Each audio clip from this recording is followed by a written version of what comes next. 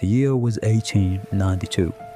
Black Reef Lighthouse sat on a jagged rock 50 miles off the treacherous coast of Maine. There were only 3 of us: Silas, the veteran keeper; Arthur, a young man running from his past; and myself. Our job was simple: keep the light burning. But isolation does things to a man's mind. And the ocean hides things that should never see the light. It started on the 4th day of a massive nor'easter storm. The waves were cresting at 40 feet, crashing against the stone tower. That morning, we found something caught in the heavy iron grating near the base. It wasn't a fish, and it wasn't driftwood. It was a mass of pale, hairless flesh, roughly the size of a man, but with far too many long, multi-jointed limbs. It smelled of rotting kelp and copper. Silas took a boat hook to push it back into the sea, but as the iron pierced the flesh, the thing didn't bleed. Instead, it expelled a cloud of thick, black mist straight into Silas's face. He coughed, dropped the hook, and stumbled back. From that moment, Silas stopped speaking. He just sat in the corner of the mess hall, staring blankly at the stone wall, shivering violently. By nightfall, the lighthouse lamp began to sputter. Arthur went up to check the oil reservoir. He came down 10 minutes later, his face pale as a sheet. "The oil is gone," he whispered, his voice trembling. "The tanks are full of seawater, pitch black, freezing seawater." I didn't believe him. I grabbed a lantern and started the long climb up the spiral stairs.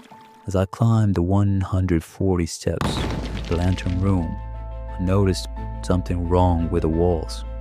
The stone was sweating, but it wasn't condensation. It was thick, dark, and smelled like dried blood. And then I saw them, wet, bare footprints trailing up the stairs ahead of me. But they weren't walking on the steps. The footprints were on the curved walls, walking straight up. I reached the top. Arthur was right. The heavy brass oil tanks had been violently ripped open, the thick metal torn like wet paper. The glass of the lantern room was smeared with a black sludge, blocking out the moonlight. We were completely blind in the middle of the ocean. And then I heard the heavy iron door at the base of the lighthouse slam open. I rushed back down. I found Arthur halfway down the stairs, paralyzed by fear. From the darkness came a sound I will never forget. It was the sound of bones breaking, accompanied by a wet, tearing noise. Then came Silas's voice, but it was impossibly deep, echoing as if spoken underwater. Heavy, wet footsteps began to ascend the spiral staircase. Slap, drag, slap, drag. Arthur panicked. He pulled his revolver and fired 3 shots into the dark stairwell. The flashes illuminated Silas for a fraction of a second. His jaw was unhinged, hanging uselessly at his chest, and his eyes were completely black. He wasn't walking up the stairs. He was dragging himself up using those long, extra limbs we saw on the creature outside. Arthur screamed and tried to run past me up to the lantern room, but a pale, elongated hand shot out of the darkness and grabbed his ankle. With a sickening crunch, Arthur was pulled backward down the stairs.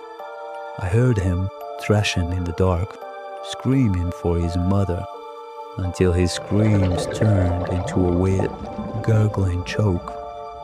I didn't try to help him. God forgive me, I ran. I climbed back into the lantern room and bolted the heavy iron trapdoor beneath my feet. I was trapped at the very top of the lighthouse, surrounded by a raging storm outside and a nightmare below. I huddled in the corner, clutching a heavy wrench, waiting for the pounding on the trap door to start, but the pounding never came. Instead, there was silence, just the howling wind and the crashing waves outside. Hours passed.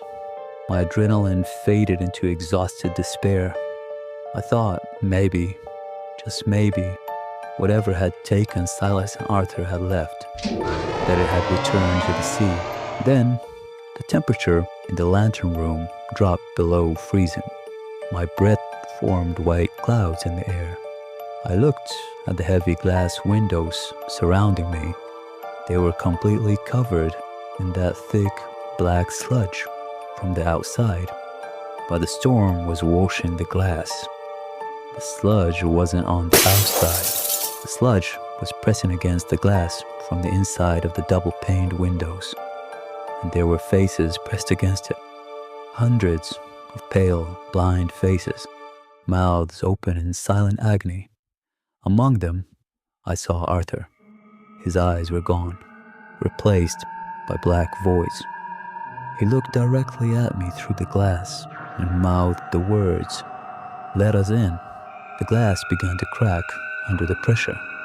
The spiderweb fractures spread with a terrifying snap. I backed away until I hit the central pillar of the dead lamp. I had nowhere left to go.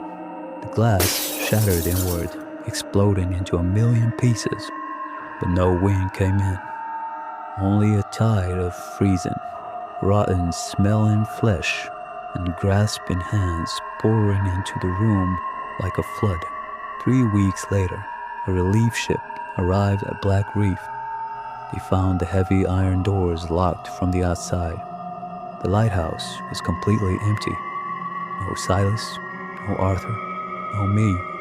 Just this logbook sitting on the pristine, spotless floor of the lantern room. The final entry, written in an unrecognizable, frantic scrawl, simply says, "The ocean is starving, and there are so many of you on the shore."